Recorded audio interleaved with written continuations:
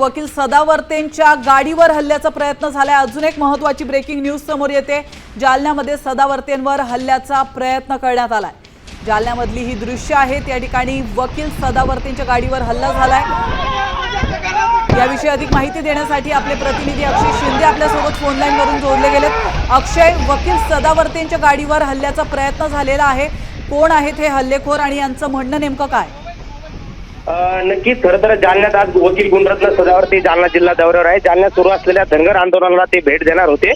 तत्पूर्वी समृद्धी महामार्गावरील नागेवाडी टी पॉइंटवर दोघा जणांनी त्यांच्या गाडीवरती हल्ला करण्याचा प्रयत्न केलाय। सापट हाणून त्यांच्या गाडीवरती हल्ला झालेला आहे।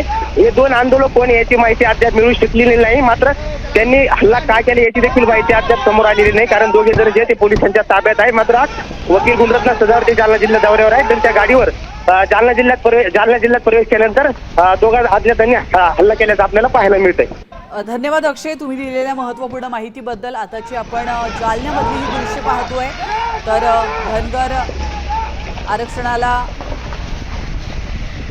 आंदोलकांना भेट देण्यासाठी खरं तर सदावर्ते हे जालन्यामध्ये उपस्थित आहेत। मात्र यावेळेला दोन आंदोलकांनी त्यांच्या गाडीवर हल्ला चढवलाय। हा हल्ला नेमका का करण्यात आलेला आहे किंवा या आंदोलकांचं नेमकं काय म्हणणं आहे हे अजून अद्याप कळू शकलेलं नाही।